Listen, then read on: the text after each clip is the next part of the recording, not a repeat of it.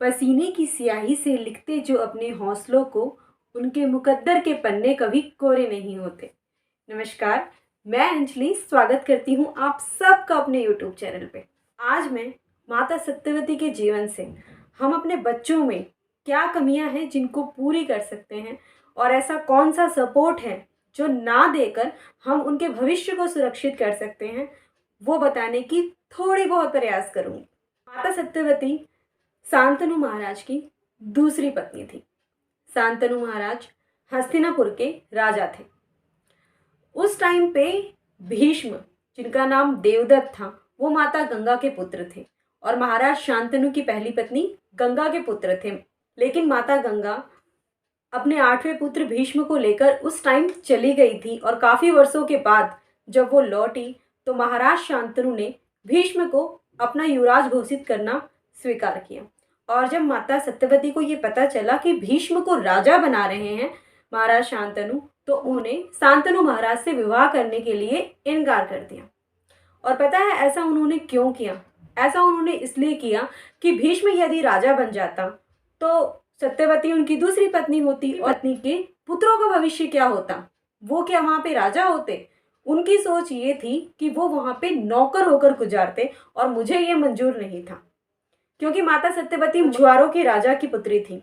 तो उन्हें लगता था कि मैं यहाँ पर रहकर तो राजा की पुत्री हूँ, वहाँ पर जाकर तो मैं नौकर बन जाऊंगी, फिर मेरे पुत्रों का क्या भविष्य होगा? वो भी नौकर बनेंगे। तो उन्होंने महाराज शांतनु से विवाह करने से इनकार कर दिया। जब भीष्म को ये बात पता चली तो वो गए माता सत्यवती के पास और माता सत्यवती ने उनसे ये कहा कि मैं तुम्हारे पिता से विवाह नहीं करूंगी। लेकिन भीष्म तो भीष्म है। भीष्म को जो पता चला कि मेरी वजह से मेरे पिता दुखी हैं, तो उन्होंने ये प्रतिज्ञा ले ली कि मैं आज ब्रह्मचर्य का पालन करूंगा और अपने आप को राजा नहीं, हस्तिनापुर का सेवक बनकर हमेशा के लिए रहूंगा। एक तरफ माता गंगा के पुत्र थे जो अपने पिता के दुख को देखकर अपना संपूर्ण जीवन संघर्ष बना लिया, और एक तरफ माता सत्यवती थी जिन्होंने अपने पुत्रों के लिए उसने एक ऐसे इंसान को ब्रह्मचर्य का पालन करने पे मजबूर कर दिया जो संपूर्ण राज्य को सही तरह से चलाने के लिए पूरी तरह से सक्षम था। माता सत्यवती ने ये वचन तो ले लिया, क्या माता सत्यवती के पुत्रों को वो राज्य स्वीकार हुआ? नहीं।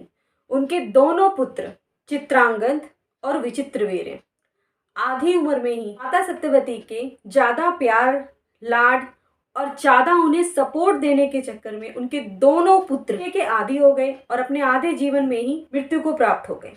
हमें क्या शिक्षा मिलती है? यही शिक्षा मिलती है कि माता सत्यवती ने अपने बच्चों का भविष्य तो सुरक्षित किया, लेकिन क्या भविष्य में जीने के लिए उन्हें जीवित रखा? नहीं। हमेशा बच्चों को कहते रहते हैं कि तुम पढ़ो पढ़ो पढ़ो, पढ़ने से अच्छा भविष्य हो जाएगा, लेकिन क्या हम उसके चरित्र का निर्माण करते हैं? नहीं। सिर्फ बुक्स में जो लिखा है वो रटवा देने से बच्चों का भविष्य निर्मित नहीं हो जाता।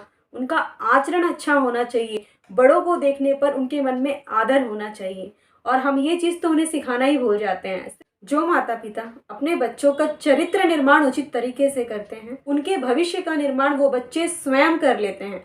लेकिन जो माता पिता अपने बच्चों का भविष्य निर्माण करने की कोशिश करते हैं, उनके चरित्र निर्माण का कार्य वो भूल ही जाते हैं।